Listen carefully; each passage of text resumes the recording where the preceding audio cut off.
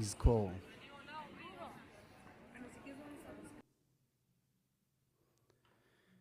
יזכור עם ישראל את בניו ובנותיו, הנאמנים והאמיצים, חיילי צבא ההגנה לישראל, וכל לוחמי המחתרות וחטיבות לוחמים, במערכות העם, וכל אנשי קהילת המודיעין והביטחון ואנשי המשטרה, אשר חרפו נפשם במלחמה על תקומת ישראל, וכל אלה שנרצחו בארץ ומחוצה לה בידי מרצחים מארגוני הטרור. יזכור ישראל ויתברך בזרעו ויאבל על זיו העלומים וחמדת הגבורה וקדושת הרצון ומסירות הנפש אשר נספו במערכה הכבדה. יהיו חללי מערכות ישראל עטורי הניצחון חתומים בלב ישראל לדור דור. אמן.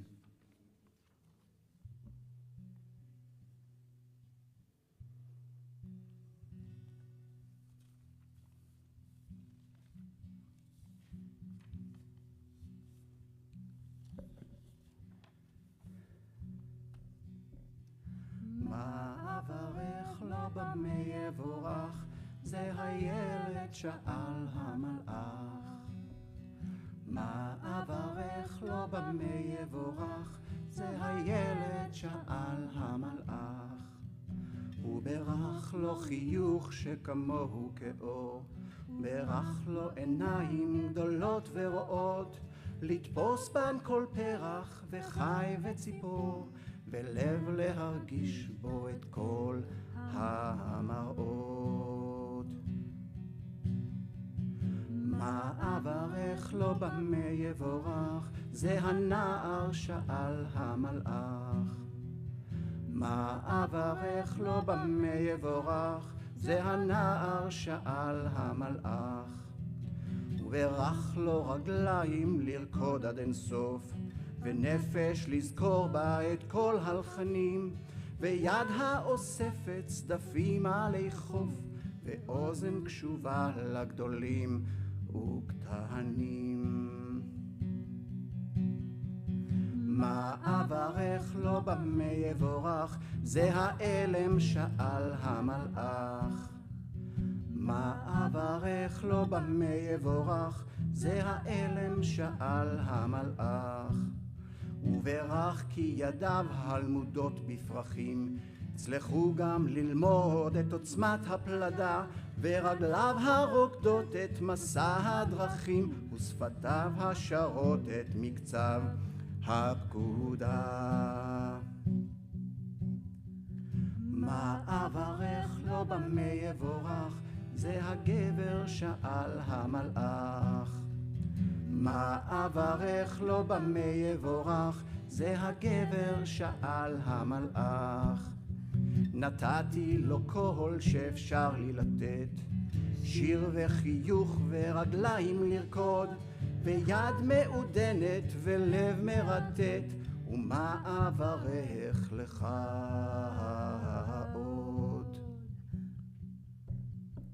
מה אברך לו במה יבורך, זה הילד האלם הרך. מה אברך לו במה יבורך, זה הילד האלם הרך.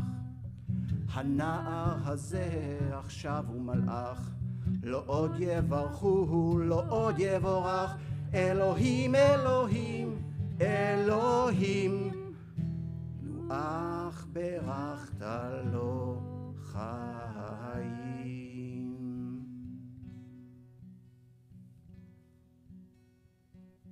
You may sit. Thank you.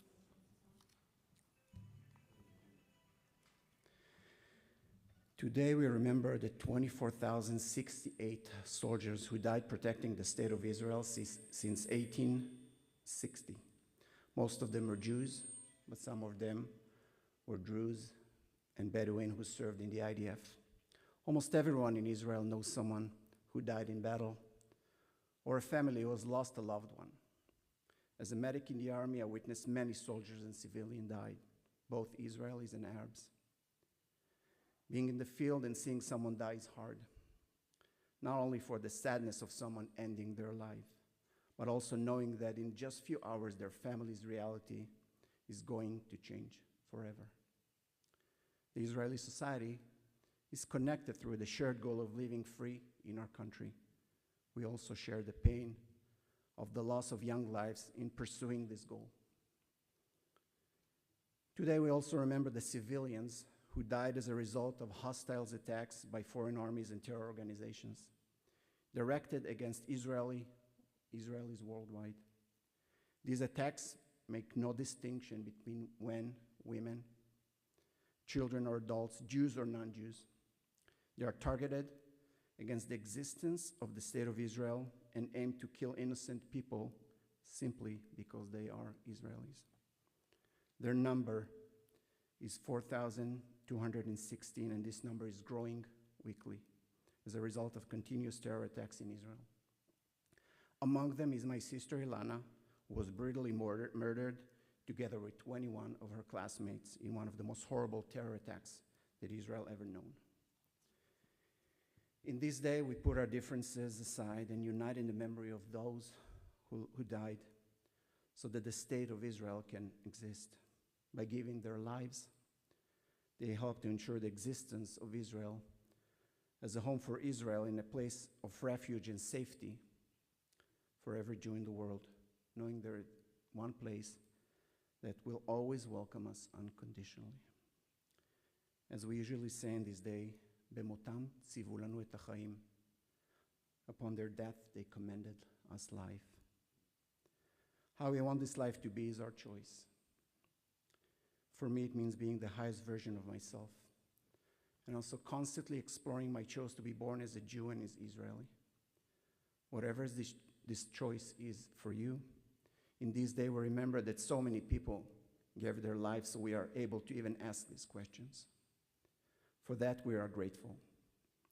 But that is not enough. We are also invited to find our inner peace and manifest it as a beacon to the world. Being free in our country, as written in the HaTikva, requires more than just a strong army. It requires us to be free from our own misconceptions and inner struggles, and to love ourselves and each other so we can manifest our gift as members of the people of Israel.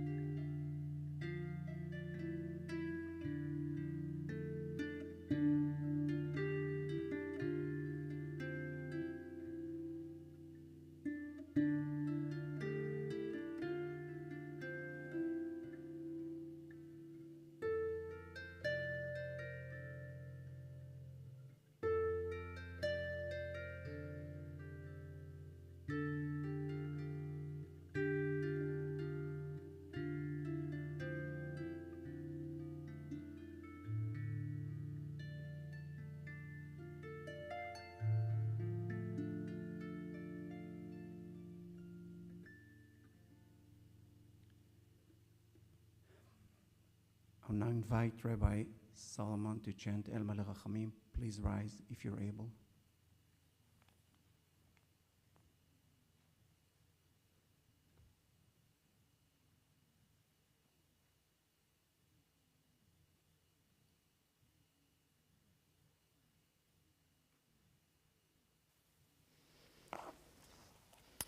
We face Jerusalem and ask that the souls of all that have been taken and destroyed be wrapped up with those that are alive.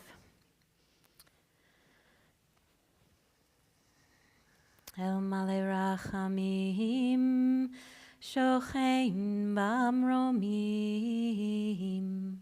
Amnu Tzei Menucha Nechona Tachat Kanfei HaShechina B'ma'alot Kedoshim U'Tohorim Kizohar Harakia Mazhirim Et Nishmot Chayalei Tzava Hagana L'Yisrael V'chol Elei Shemasru Et Nafsham Al Kiddush Hashem V'shenehargu b'shoah Ana bal harachamim Tastireham b'tzel kenafecha le'olamim V'tzrur b'tzrur chachayim Et nishmotam V'yanuchu v'shalom al mishkavam V'nomar Amen. God, filled with mercy, dwelling in the heavens, heights, bring proper rest beneath the wings of your Shekhinah, amid the ranks of the holy and the pure, illuminating like the brilliance of the skies the souls of Israel's soldiers and all those who have given up their lives in affirmation of your holy name, and all those destroyed in the Shoah. May you, who are the source of mercy, shelter them beneath your wings eternally and bind their souls among the living, that they may rest in peace. And together we say, Amen.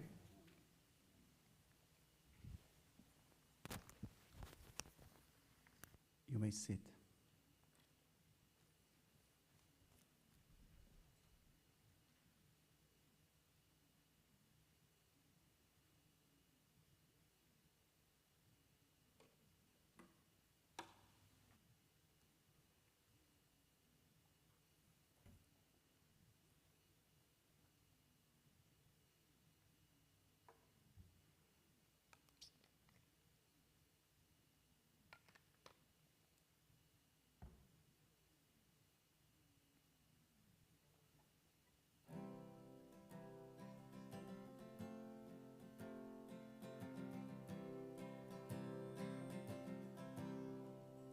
שאמות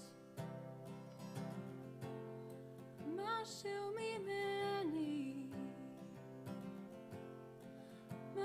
ממני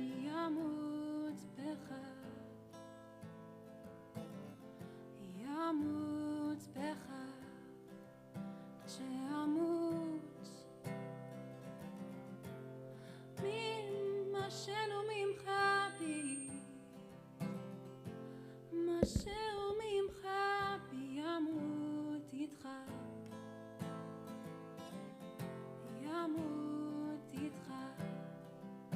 כי כולנו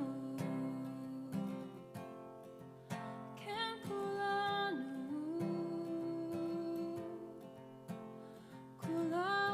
רקמה אנושית אחת חיה ואם אחד מאיתנו הולך מעימנו משהו מת בנו משהו נשאר איתו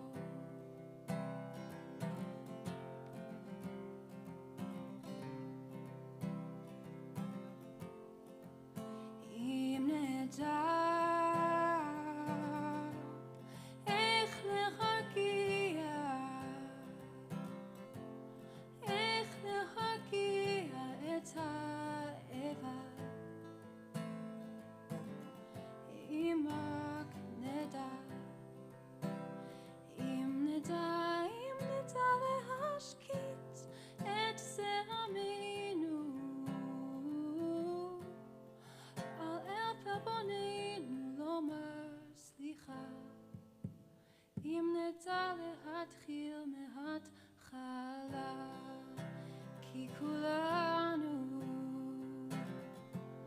כן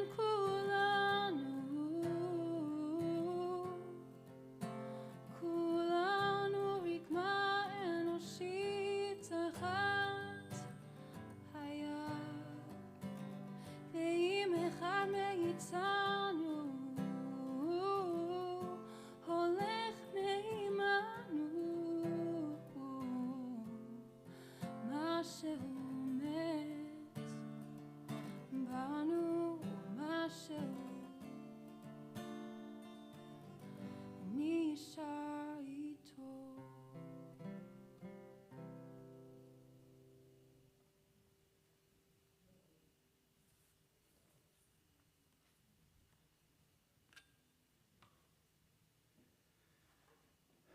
I want to invite Joel Cohen to share a personal story from his service in the IDF.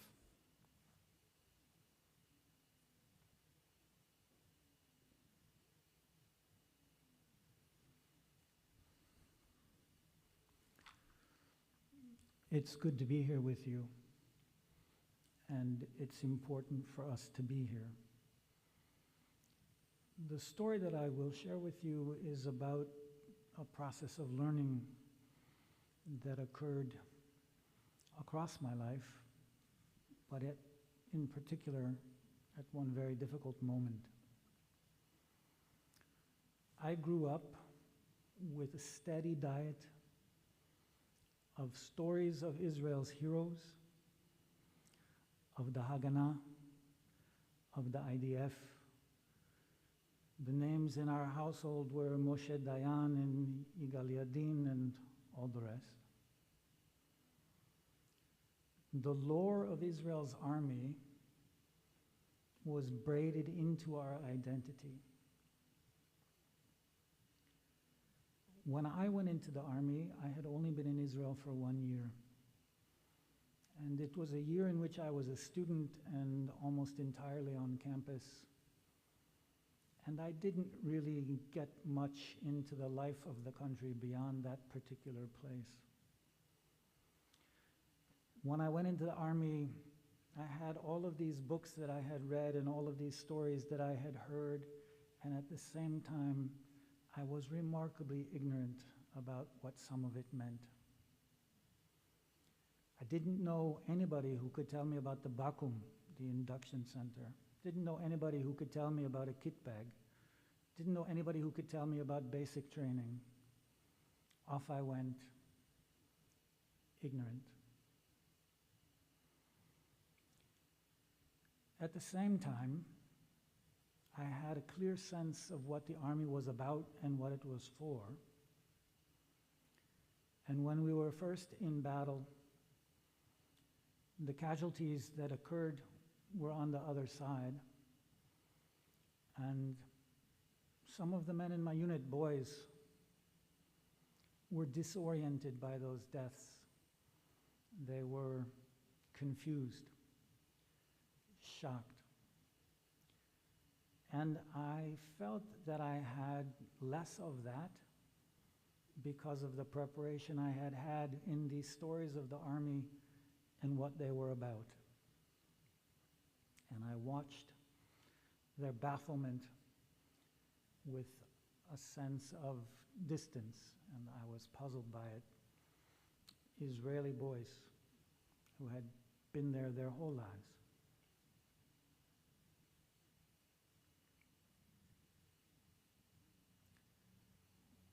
I heard the bullet that hit my friend Moti.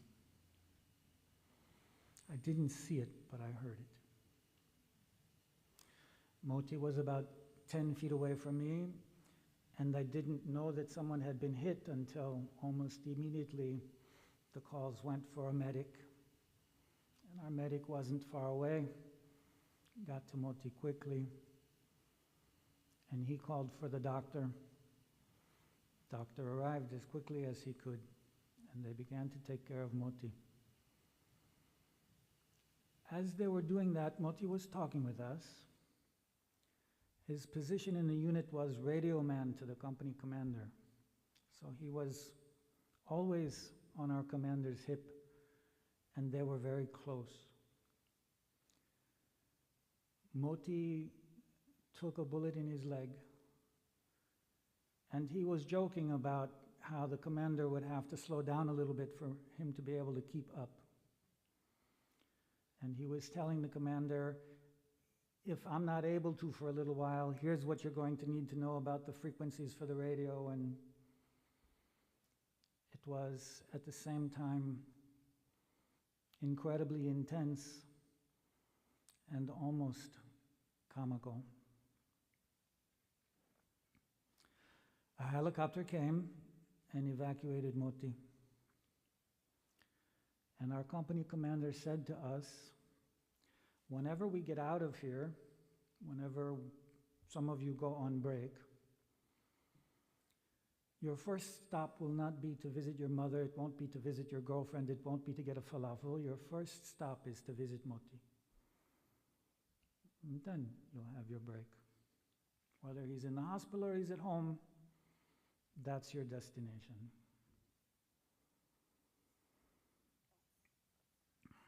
We learned several hours later that Moti died on the operating table. And we were shocked. His injury hadn't told us that that was likely. His demeanor hadn't concerned us. It had comforted us. And that news struck us.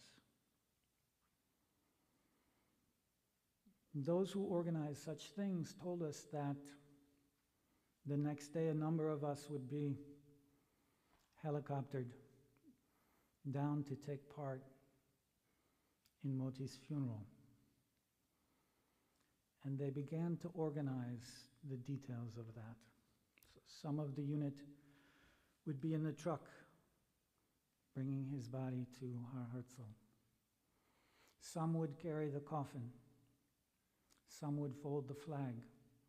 Some would shoot the shots in the valley above the grave.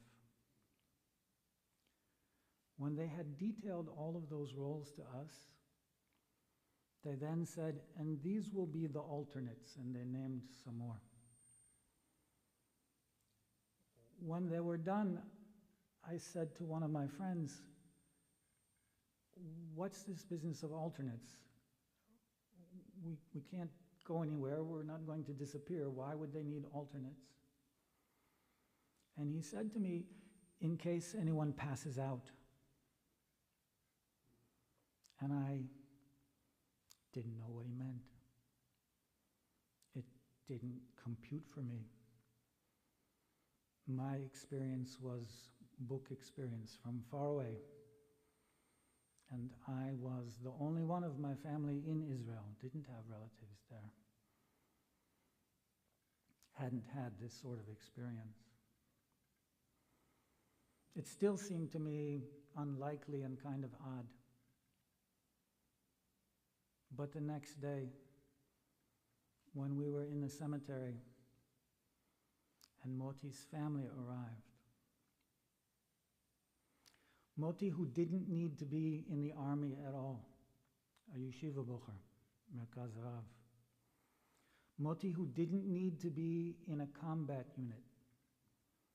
Moti, whose family had already lost a son and whose parents did not want him to go into the army, but he told them that he needed to, and he promised them that he would come home. And at the grave,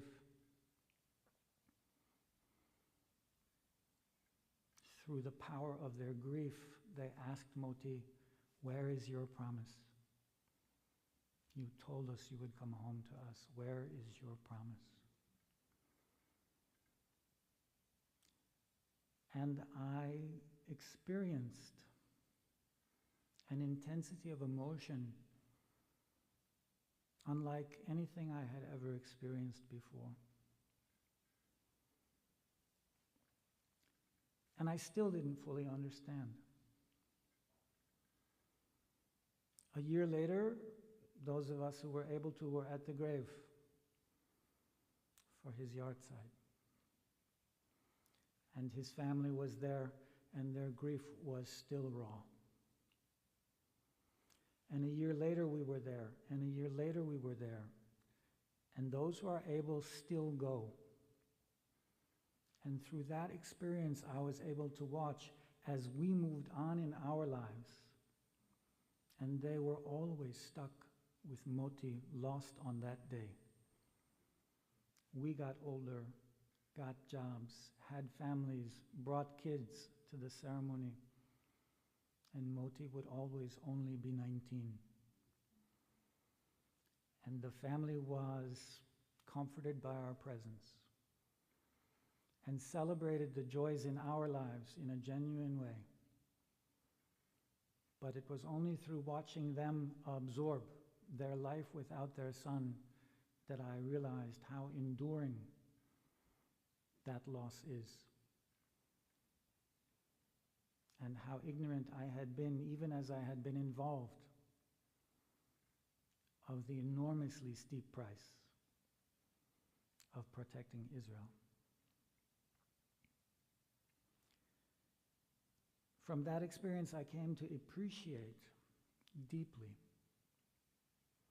the fact that Yom HaZikaron comes before Yom HaAtzmaut, that they are bonded together. There isn't one without the other. And it's in some ways an odd and hard transition from commemoration, sorrow, pain, to celebration, appreciation, and joy. But I think those two bound together as they are is at the essence of Israel. And I continue to think about that and feel that as I move on in my life, thinking of Moti and the others that I knew who fell and don't get to participate as I do. You Zichram Baruch.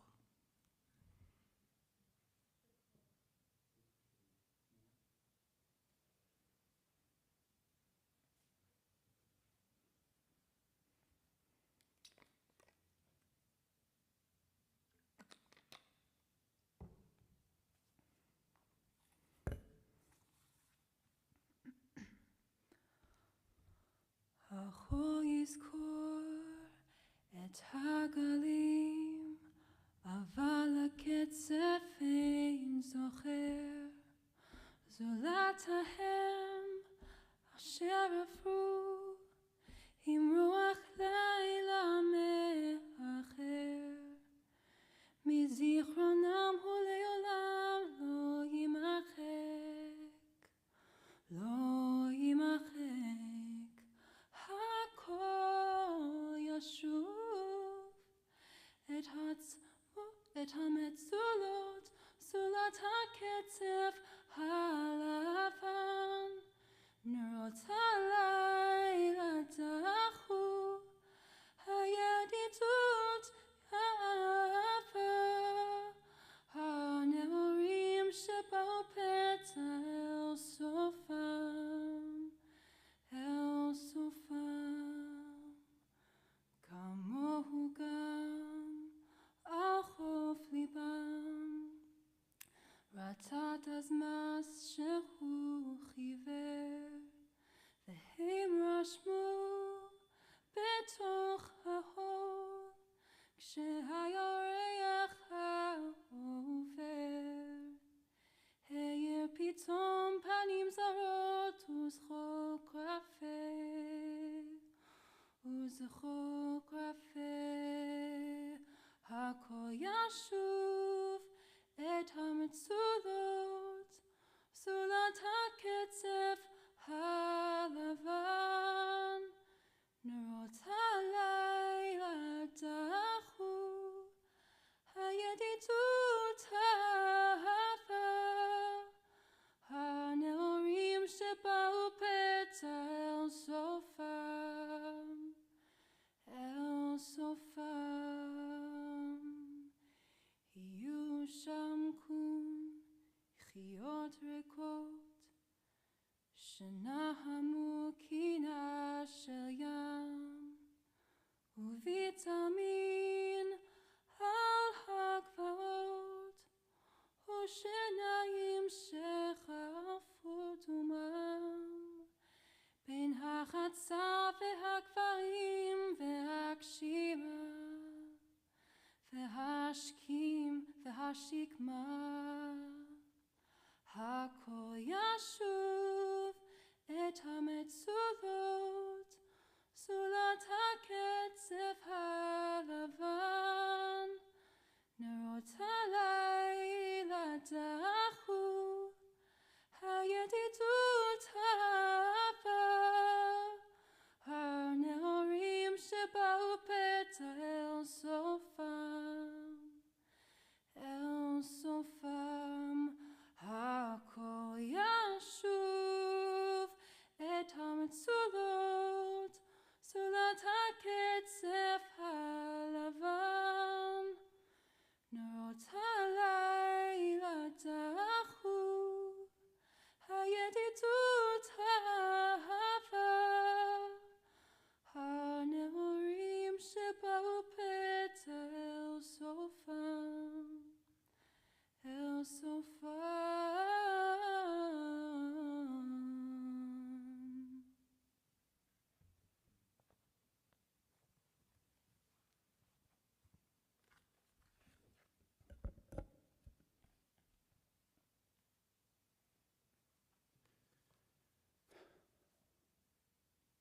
Please rise for the mourner's Kaddish.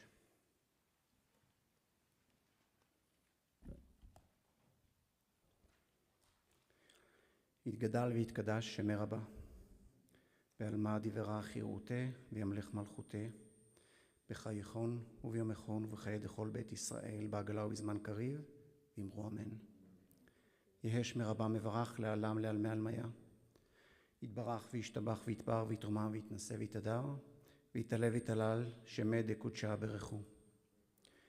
לעילם מן כל ברכתה ושירתה תושבחתה ונחמתה דאמירן בעלמא, ואמרו אמן. יהא שלמה רבה מן שמיה וחיים עלינו ועל כל ישראל, ואמרו אמן. עושה שלום במרומיו וברחמיו, יעשה שלום עלינו ועל כל ישראל ועל כל יושבי תבל, ואמרו אמן. You may sit.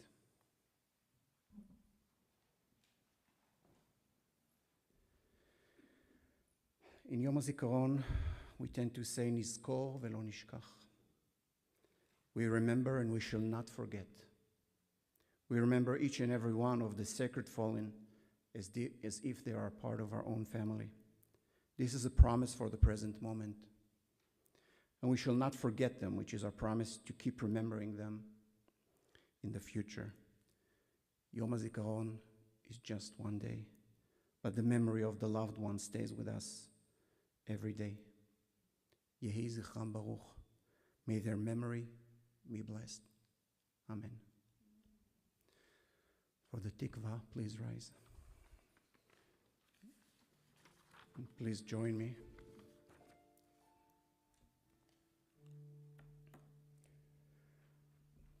קולות בלבן, בלימה, נפש יהודי הומיה, ולפתי מזרח קדימה, עין לציון צופיה. עוד לא אבדה תקוותנו, התקווה בת שנות 2000, להיות עם חופשי בארצנו, ארץ ציון ירושלים. להיות עם חופשי בארצנו, ארץ ציון ירושלים.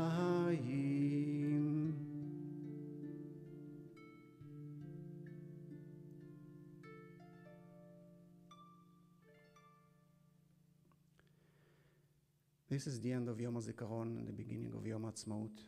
As Shaul beautifully said, it's a must transition, but it's not an easy one, especially for us family who lost our loved ones.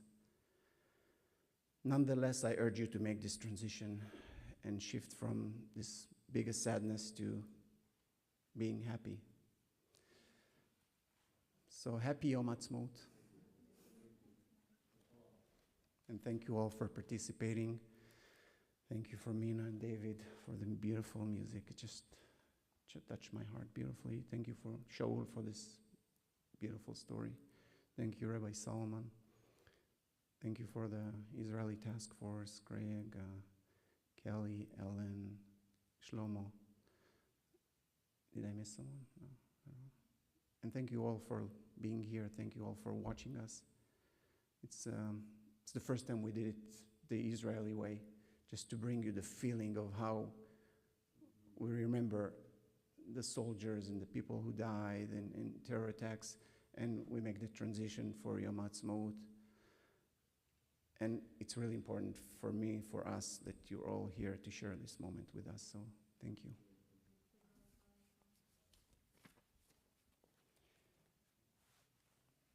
And of course, please stay for the panel in Yom HaAtzmaut.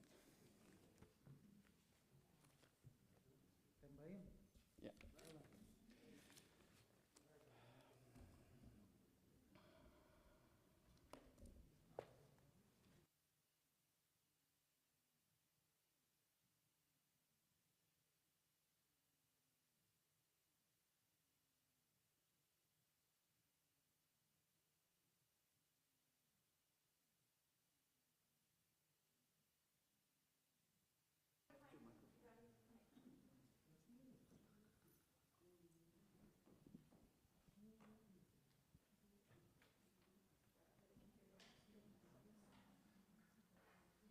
So,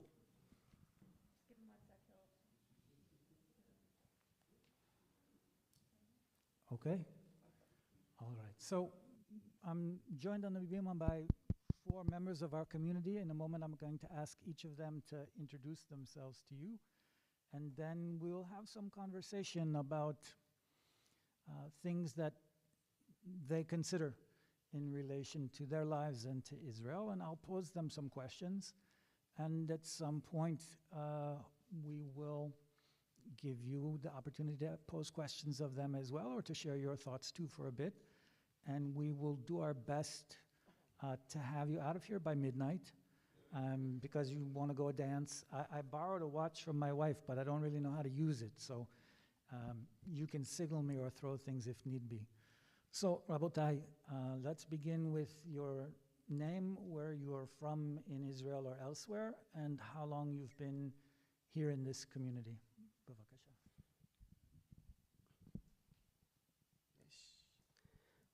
Hi, good evening. My name is Ariel. I'm from Israel. I'm from a city named Holon, just south of Tel Aviv. We're here, me and my family, my wife Dana, who's a special ed PhD student, and my 3 girls. We came here in 2018.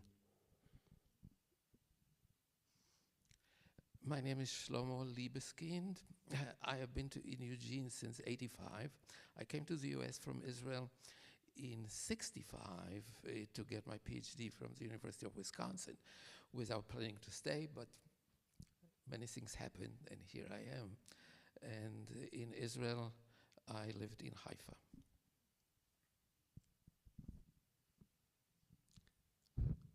Hi, my name is Gal Bejarano.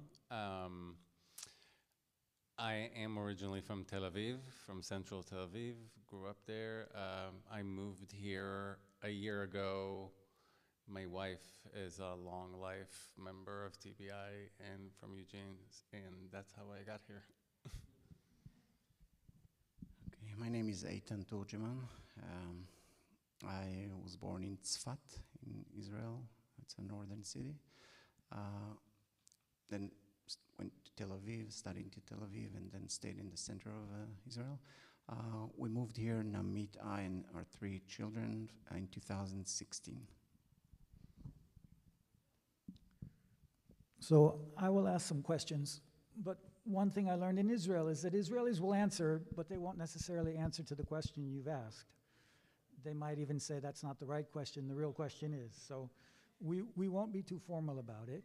But one of the things that I'm curious about, Herzl had this notion, Am k'chol ha'amim, that the Jews needed a state because other nations, other nationalities had a state, and that it should be, in a sense, regularized in that way, that the diaspora should end and we should have our own turf.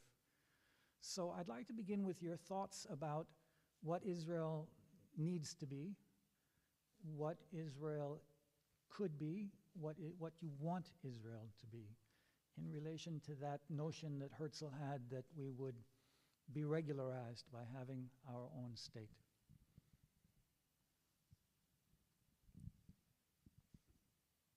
You don't mess around, do you?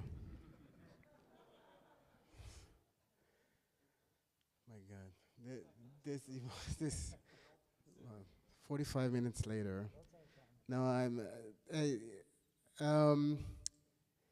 for me, and it changes every Monday and Thursday because that's the mood, the Israeli mood. It changes based on circumstances and events and lived experience and reliving some of my previous ideas and testing it again and again and again.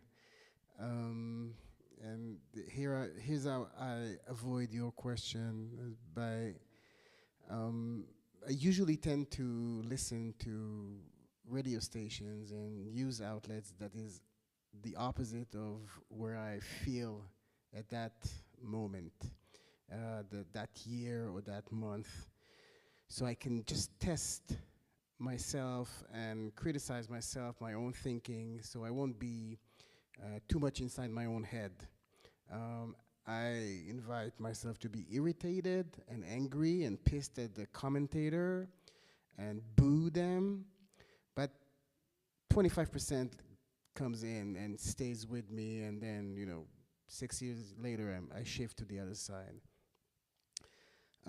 So for 2022, I believe there should be a state for the Jewish people, and you won't.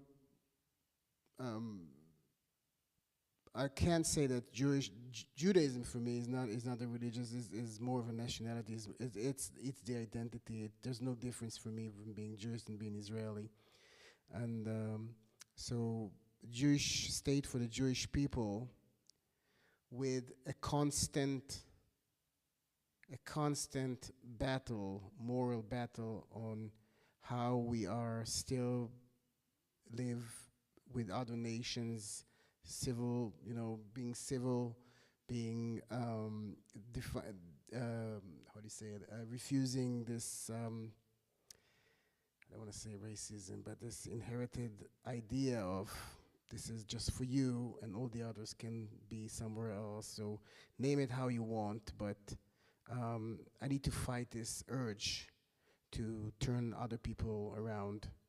And how's that coincide with my previous statement? It doesn't, but that's the constant battle for me as an Israeli.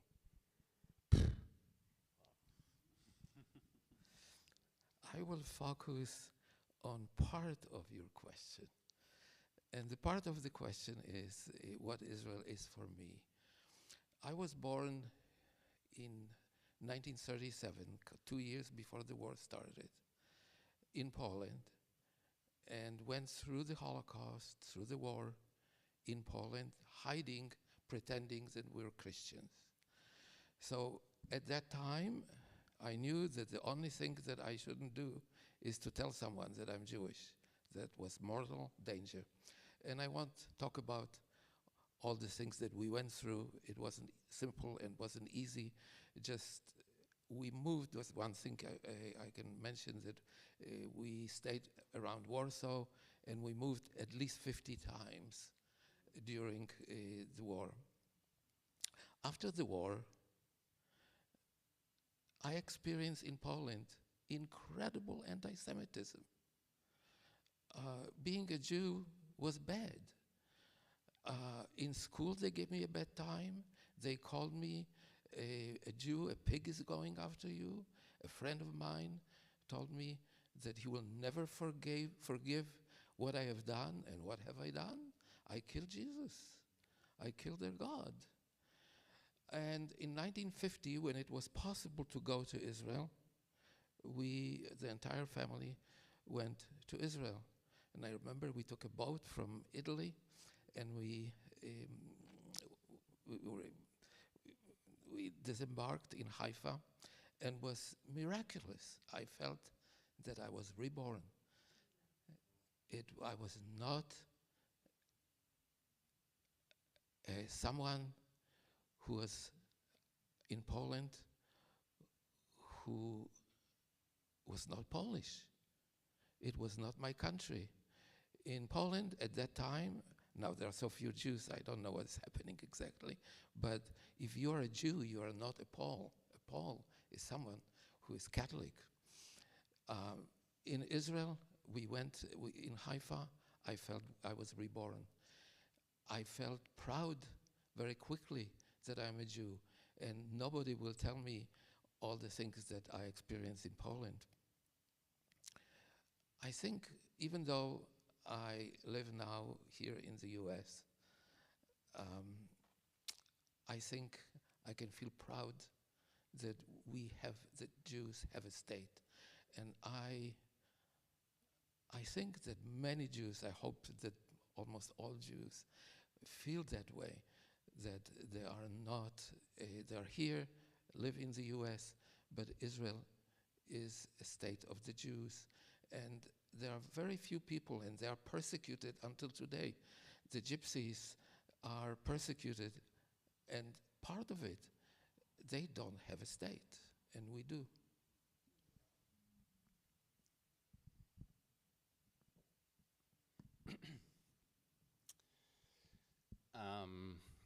So to reply about what you said about what Herzl said,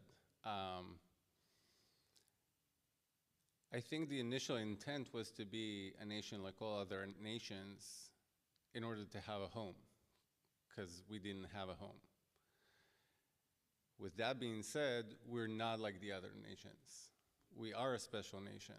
And I think for me, being an Israeli, a lot of it, I mean, it's a whole salad of emotions and experiences, but a big layer of it is the responsibility you carry with you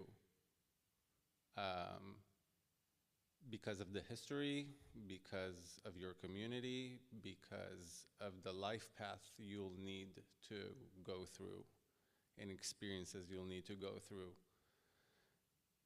that are not necessarily normal to other people. As an Israeli, I grew up with the sense that I have the responsibility to protect my family and protect my friends and protect my country. And that's something that will always stay with me.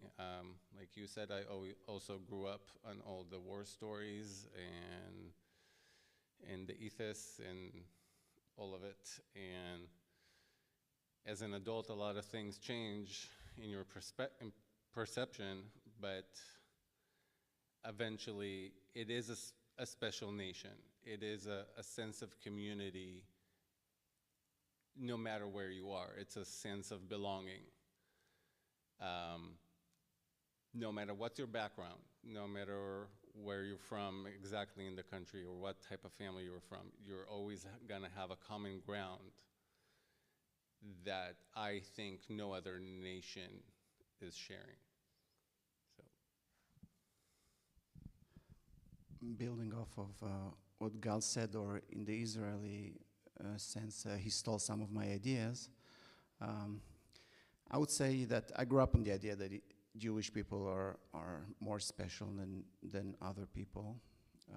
And basically there are Jews and there are the rest.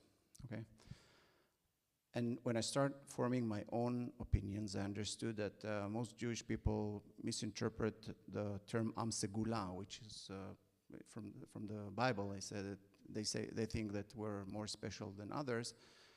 And then I started to understand that we're special among specials. It's not like we're more special than other people, but we have a mission. Okay, and this mission was given to us in Mount Sinai. We didn't take it, so whatever happened there, and then we suffer the consequences through the generations. And each generation we have an opportunity to fulfill this mission. And for me, this mission is very simple. Segula is balance, to bring light to the world. But first we need to bring balance to ourselves. And the state of Israel is important because for me it's taking like a bunch of gladiators and putting them in the ring and saying, instead of fighting, now solve your conflicts. And that is how I feel in Israel. We're all gladiators. We're so conflicted inside, and now we're in the ring together. We don't have a choice. We just have to deal with each other. So we create battles, okay? And this is how I see Israel. But also we have so much light in us that both shine. Both things exist together. It's like a coexistence of a lot of power, many conflicts, but tremendous, beautiful light. I live in this conflict. We all live, I think. Each one experiences it differently. And for me, being Israeli, I can't just say what is being Israeli for me, but this is one aspect of what being Israeli for me. It's living this conflict, living these extremes, and trying to find the balance, the light within me so we can shine, actually, and show the world that we can be balanced. So, yeah. Okay.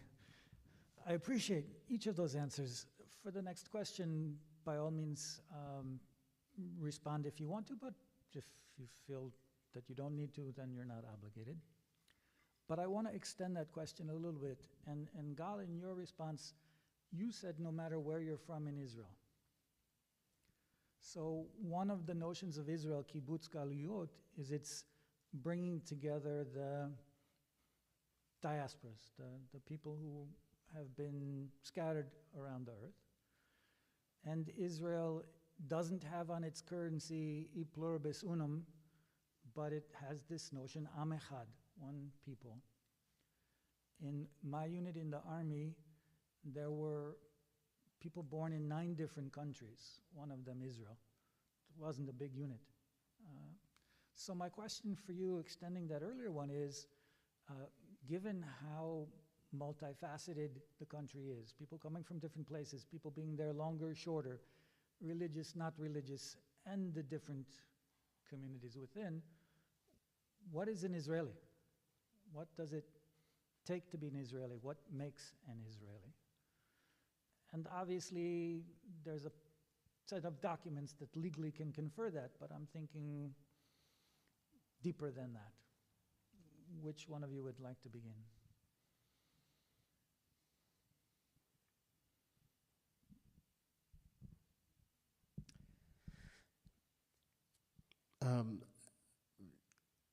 I try to, back in Israel, I was an educator working from community centers and providing community services to youth and teenagers. And I was talking with American colleagues here a few months ago, trying to explain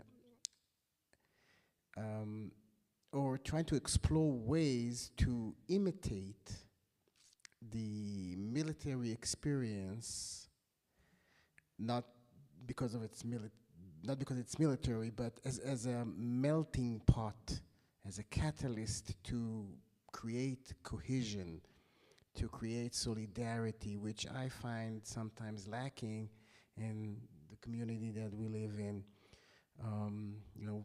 And consuming the news, the local news and stuff, and I feel like, oh, we can do better here too in terms of sense of community. And I use the phrase melting pot. The military, the IDF is a melting pot where everybody meets everybody, and like we're kind of create this Israeli experience. And the guy, he jumped and said, That's not good. That doesn't work for us, because what I hear when you say melting pot, you think of something cuddly, cozy, warm, everybody together, sense of belonging. But I hear losing my identity, because that's what, when you melt everything into this one thing, you lose the identity of the individual. And we don't want that here, so thank you, go. Don't sell this to me, at least. And but again, it's I think for me it resonated. And I mean, this inner battle of, after only 74 years, we're still looking for this collective identity and collective vision, while struggling to find our own individual place in the world, place in Israel, place in Holon, place in my workplace, in everywhere else. So it's this conflict, it's the battle. So I have a very simplistic answer. An Israeli, someone who carries an Israeli passport, who is a citizen of Israel, and unconditionally cares about Israel, whatever it is, whatever Israel does.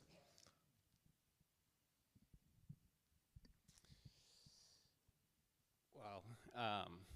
Takes a lot to be a real Israeli. I mean, you need to go through a lot of different experiences, but I think the core of it is when whoever it is in the world, a Jewish person or not, understand how important it is for us Jews or not, how important it is to have a Jewish nation and a Jewish country and a haven in case it's needed, because history taught us that sometimes it happens. There's a big debate in Israel about the question, who is Jewish, in order to be able to get an Israeli passport. And that's supposed to be like a simple question, because there's halakha. How can you become a Jew? And still, we're debating about it, for many years now. So the question, who is Israeli, is even harder, because there's no law or halakha that gives us any direction. So in a way, it's like asking, what is Israeli food? I don't know. But for me, what is Israeli? I don't know how to define it, but show me someone and I'll tell you if they're Israelis or not.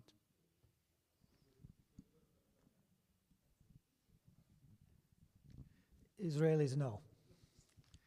Okay. By the way, mention of Israeli food, is there something after this out there? Okay. There'll be some Israeli food. Okay. And I should have begun with this, but my thanks as well to the organizing committee for putting this together and for their efforts throughout the year. So I have one more question, and then I would send the microphone around a last time for any thoughts that you might want to add that I haven't asked about, and then questions from the audience. So my last question is this. You lived in Israel, you were shaped by Israel. You're Israelis, you know it, and you know that one another is Israeli. What have you learned about being Israeli in relation to yourself or the country from living in Chutz La'aretz?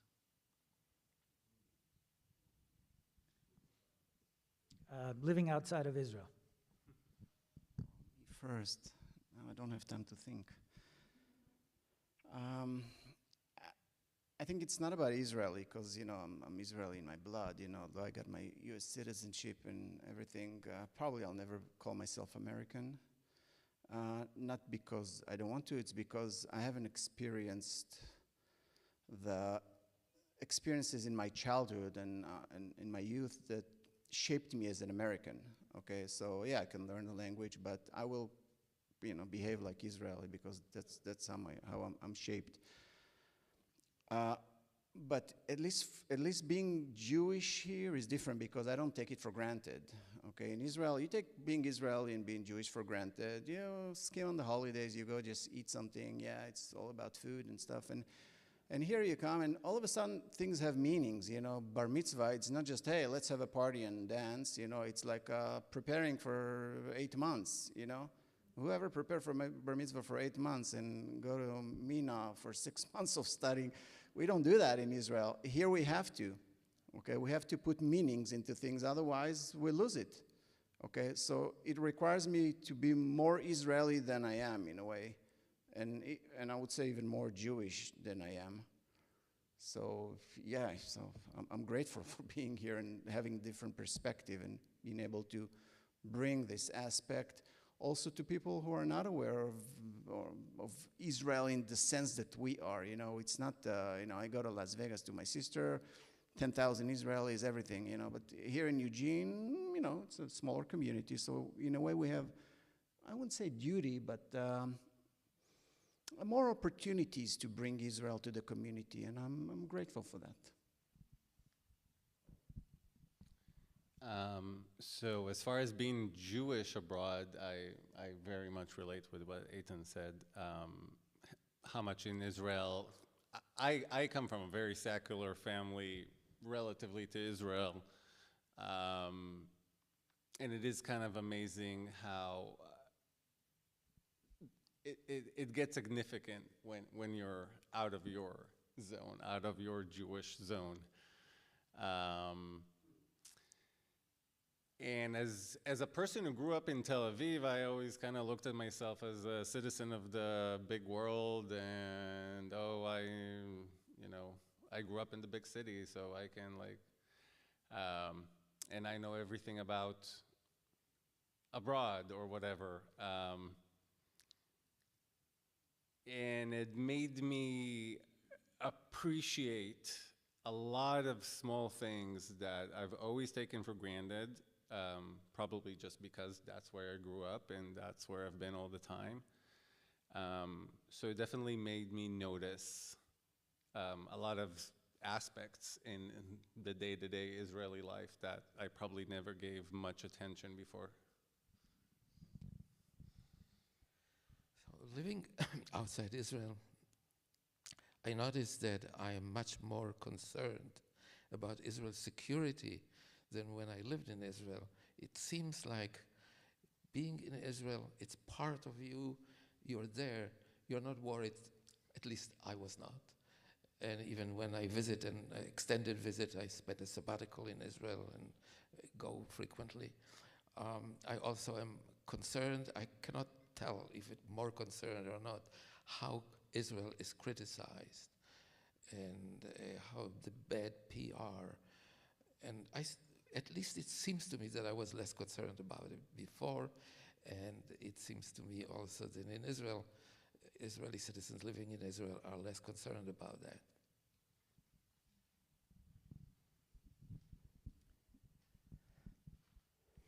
I would say it's kind of a burden to be an Israeli outside of Israel. There's a lot of commitment I take upon myself. 2 ways commitment. So I told you that I'm, tuning into the radio station, so it happens at 11 p.m. When I go to sleep, I put my earphones and I open the radio on my iPhone and I listen to the morning news in Israel.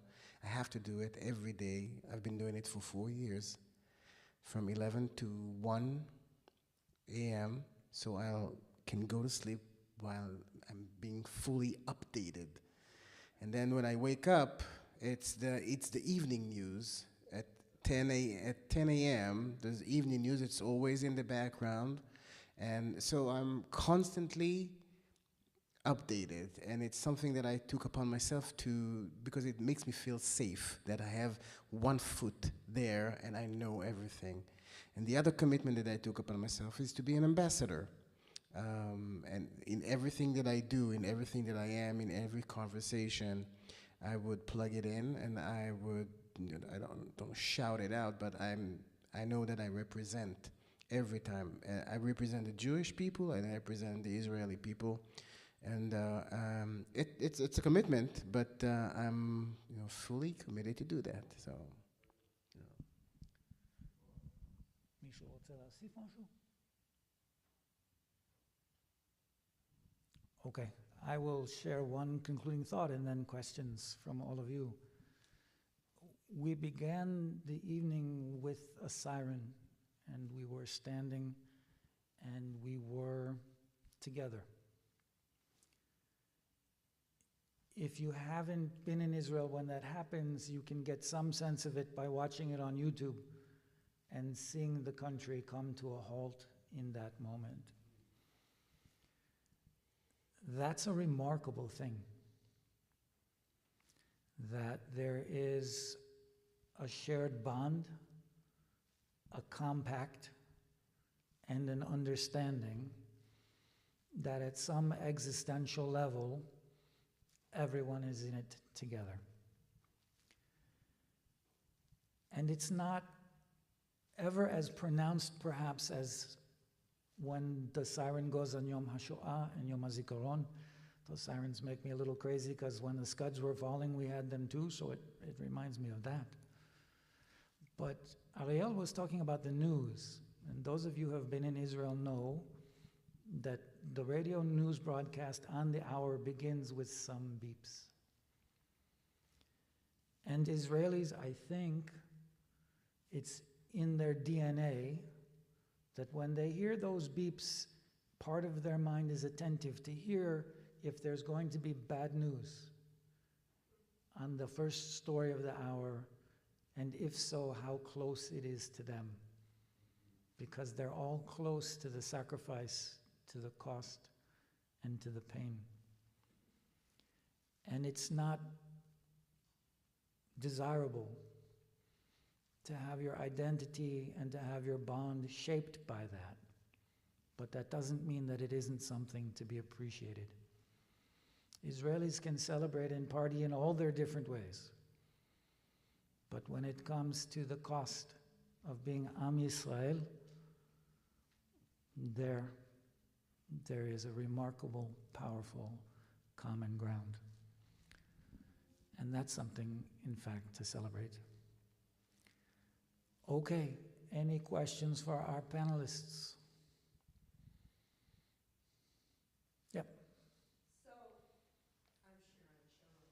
So one of the things that I found intriguing, and I think it was from Eitan, is you were asked a question about your identity, and I know, and specifically your Israeli identification, and you used the word, "we are gladiators." And I went, first I went to Rome with that one, and I went, I don't really understand that. So can you explain that? And also the rest of you up there on the panel, do you relate to that idea that Israelis are gladiators? What does it mean? Well, maybe I was exaggerating a little bit, but what I meant is that, a little bit, yeah. I don't know if you drove a car in Israel, okay, but when I'm here, I'm very relaxed. I mean, I can listen to the music, when I get to Israel, I get into a fight mode. Why? Because people will cut me, will honk, Now, yeah, we're not gladiators. We don't kill each other on the streets, but we act like we're in a mode of fight constantly. Not constantly, but a lot of time we're in a mode of fight, okay? If you stand in line in the supermarket, someone will come and cut you.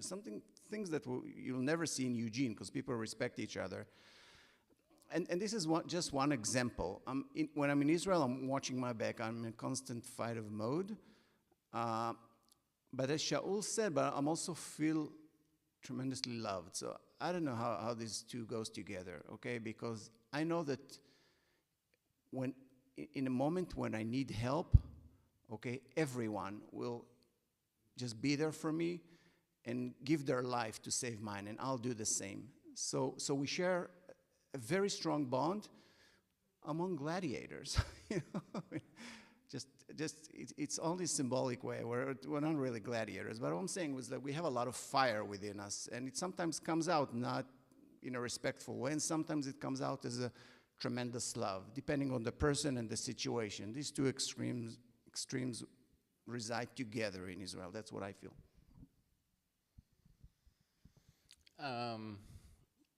In some ways, I do think Israelis are gladiators. I shared that feeling. I know my American Israeli wife shared that feeling of you need to put a guard on every time you leave the house. I think it comes for so many things. You know, one reason is the war history of Israel and that constant stress of surviving and existing, which is, you know, it can be enough. On top of that, a culture that was forged from 1,000 different cultures and everyone needing to get along somehow, and it doesn't always work out, and some of those things kind of just got implemented in the culture.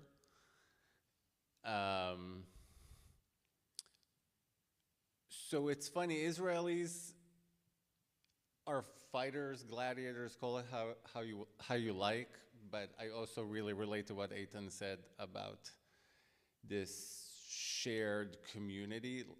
Israelis can fight and yell and scream and curse at each other and a second later become best friends.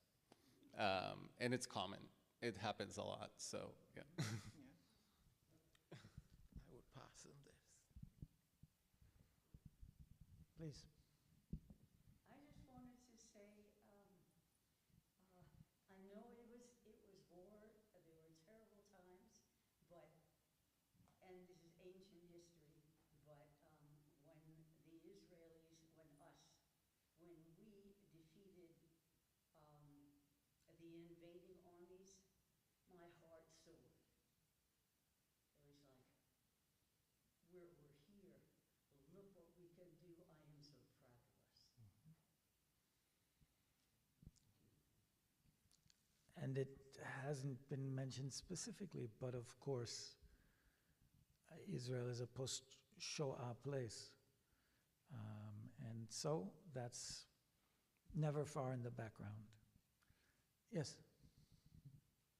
I just want to say one little very quick story, and then I have a question for you. You said Israelis can fight, and the next minute they're best friends. First time I was in Israel, I was walking down the street with a man whose house I rented, whose apartment I rented. I'd never been there, I didn't speak the language, still don't. And I saw across the street two men who were talking really loud at each other and sort of having their fists up like this. And I said to the person with me, "What are they fighting about?" And he looked over and he said, "They're not fighting." So, a different sort of way of interacting. So here's my question for you. Clearly you all have really strong feelings about being Israeli and about Israel. And I wonder if not living there invokes any feelings of guilt in you, sadness, ambivalence. I'm wondering about that.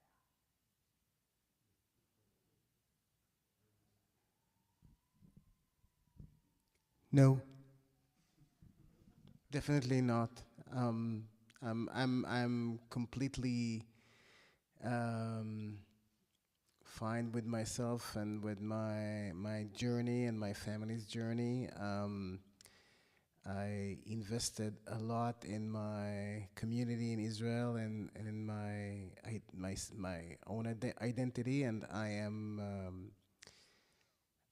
I think I embrace the journey that we took upon ourselves as being. What are we here? I don't know. Are we visitors? Are we not? I mean, I'm a non-resident. I think that's my visa says. So I don't know what I am here, but it doesn't challenge what I am there for me, and I'm great with that. Short story. When I came here in 2008 to do my master's. And I said goodbye at the airport in Tel Aviv to my sister, and I went in. and there were no smartphones, no anything, and I had nothing on me. Like nobody could reach me until I landed here and got my phone or whatever. I had like this 24 hours of being no one, and it felt amazing to be with no identity at all, unrecognizable, and I'm just soaking it in, and it's even, I think, maybe healing time from the stress and the trauma that is being an Israeli. Being an Israeli is a bit traumatizing, and this 4 years that we're here, it's really, I can feel how we're healing this, the stress that we're leaving behind, the stress of and learning to accept the other way of living. So I don't think I feel guilt, but sadness, yes. And I feel many times sadness, especially when I watch the news, which I do every day from Israel on television. Perhaps there was some guilt at first, and perhaps most guilt was when I obtained American citizenship. That doesn't mean that there is any reciprocity with the U.S., so you can have dual citizenship. So in the matter of guilt, the guilt, if any, is on the personal side of maybe leaving my family behind. As far as the country, it will always be my home. Kind of like Ariel said, it will never challenge that.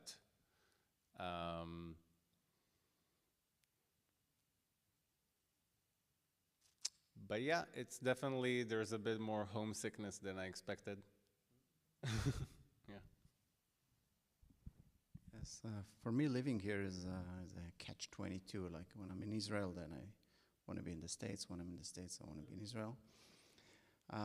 I came here because I felt I need to expand my identity to be more than just Israeli and more than just Jewish, and you can't do it. It's hard to do it in Israel.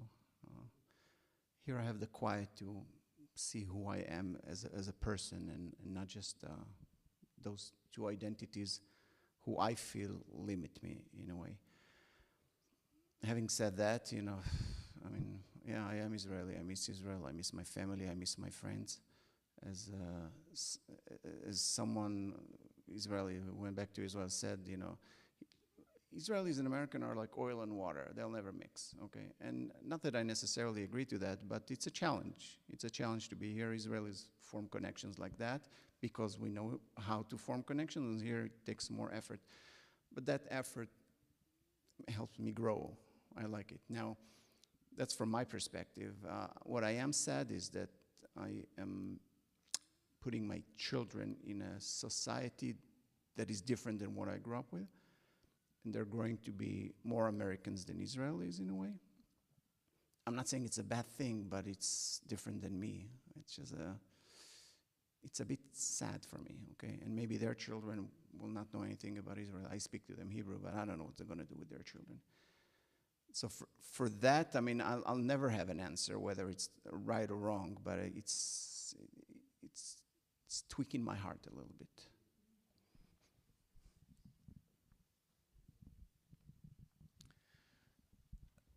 I'm thinking that when these responses are heard back in Israel by YouTube or however it goes, these gentlemen will be involved in conversations that are more lengthy and intense than this one, as they're told what they got wrong and what they left out and what they should feel guilty about and what they didn't brag about enough. But it's in the family. I think this is a good juncture. We're expected to adjourn and be social, and you can continue to ask questions of them either this evening or when you see them next. My gratitude to these four for sharing their thoughts and feelings, to Eitan for getting us in motion this evening, and to the rabbi for the part for Yom HaZikaron, and to all of you for being here. And See you again, hopefully before next year.